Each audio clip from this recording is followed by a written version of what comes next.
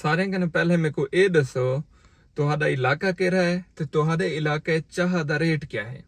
ਇਹ ਮੈਂ ਆਪਣੇ ਸਰਾਕੀ ਲੋਗੇ ਨਾਲ ਮੁਖਾਤਬ ਹਾਂ। ਮੈਂ ਚਾਹ ਮੰਗਵਾਈ ਹੈ, ਮੇਰੇ को ਇਹ ਗੱਲ ਬੜੀ ਖੂਬਸੂਰਤ ਲੱਗੀ ਹੈ। ਇਹ ਚਾਹ ਦੀ ਕੀਮਤ ਹੈ 100 रुपए और ਚਾਹ ਵੀ ਸ਼ਕਲ ਦੀ ਅੱਛੀ ਹੈ। ਅਗਰ ਤੁਸੀਂ ਦੇਖੋ ਨਾ ਬੜੀ ਅੱਛੀ ਚਾਹ ਬੜੀ ਪੀ ਹੈ। ਹੁਣ ਇਹ ਚਾਹ ਇਹਨੇ ਮੇਰੇ को ਕਿਵੇਂ ਸਰਵ ਕੀਤੀ ਹੈ। ਕੱਪ ਦੇਖੋ ਬੜਾ ਸਾਫ ਸੁਥਰਾ, ਤਲੇ ਪਿਰਚੇ ਉਹਦੇ ਦਰਮਿਆਨ ਚ ਇਹਨੇ ਟਿਸ਼ੂ ਰੱਖਿਆ ਹੈ ताकि बेटी जे कपड़े खराब ना थे मैंने और साफ सुथरे। और एक मैं देख के मेरा दिल खुश थी आ गया। अच्छा साडे इलाके इंदे कने चंगी चाह बढ़ती है। ये जितना भी चंगी हो सी इंदे कने चंगी चाह साडे इलाके बढ़ती है। इवन साडे इलाके सराकी वसेब दे कई शहर तो प्याला होटल मशहूर हैं स्पेशल चाह दे। लेकिन एक शहर इट्ठे जेरी ट्रे चांदे सन 10 प्याले 8 प्याले उत्ते लाथे हो सन, पूरी ट्रे चाह वीटी वधी हो सी।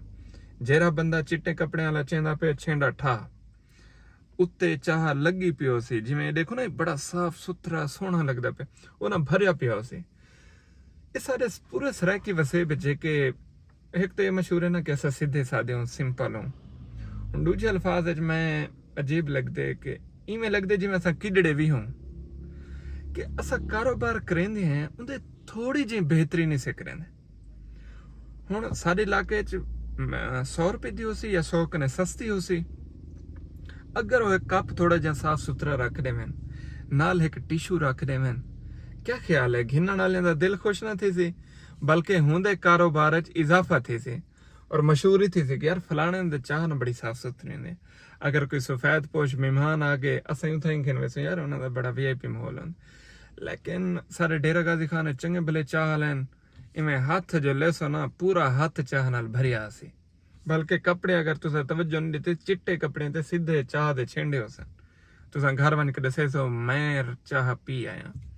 इवें बहावलपुर रहीम शहर का मोस्टली इहो अजाब है। मेरे के थोड़ा जा कंपेन चलाओ जेरे मेरे जानण वाले वे या मेरे चाहण वाले वे एक तई वीडियो को शेयर करे सो। दूजा पैगाम चाह दे होटल वाले तक पहुंचाओ कि यार एक तो प्याली को साफ सुथरा रखो, दूजा नाल एक टिशू नहीं आंदा कोई 1000 रुपए दा एक टिशू इवें चा समझो तो कोई रुपए दे कोई 10-15 टिशू मिल वैसे या एक प्याली दे एक टिशू 2 रुपए दा टिशू लग वैसी। तो रे कारोबार च कितना फायदा थी सी। असां जिवें खड़े हैं उथे ही खड़े हैं। दुनिया कितों दी किथा पहुंच गई है और सारी मिसाल है जहां की खोती वहीं आ खलोती। लेकिन सा कोई को तोड़ना पोसी थोड़ा जा बेहतरी करनी पोसी। अजकल दी जेरी नौजवान नस्ल है वो इवें नहीं चलदी। जेरे चाह दे होटलें ते आ बंदन सारे बुजुर्ग हैं मैं जे ठड्डे बंदे हैं। जेरे अजकल दे नौजवान हैं ना वो तो चाह दे होटल ते आवन पसंद ही नहीं करेंदे, बहन पसंद नहीं करेंदे। शीशे वाले दुकानें च वेंदन, बर्गर पिज़्ज़ा वाले पॉइंट ते वेंदन ते भला हिने बाले अगो पक्का ही थी वने जुआन ही बढ़ने। तुहाडे कस्टमर घटदे पेन। अगर थोड़ा जिहा बेहतरी आनो तो भला नौजवानी तुहाडे थी वैसे।